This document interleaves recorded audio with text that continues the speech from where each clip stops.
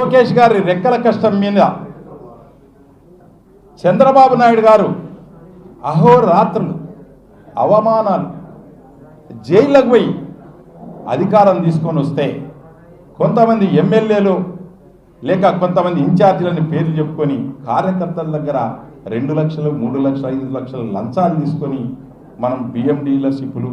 లేకుంటే గ్రామ ఇవి తీసుకుంటే ఎంత తప్పండి ఇది చంద్రబాబు నాయుడు గారు లోకేష్ గారికి పవన్ కళ్యాణ్ గారికి తెలిస్తే ఎంత బాధ అనిపిస్తుంది మన కార్యకర్తల దగ్గర మనం లంచాలు తీసుకుంటే ఎట్లా ఎక్కడ మనం సమన్వయంతో పోవాలి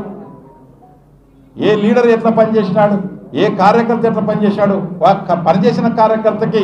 తగ్గ గుర్తింపు ఇవ్వాలి జైల్లో పోయినోడు రోడ్ల మీద ఉర్లాడినోడు ఆర్థికంగా నష్టపోయినోడు ఆడనే ఉన్నాడు నిన్న మొన్న వచ్చినోడు వైసీపోడు ఏదో లప్టంగా వేసుకొని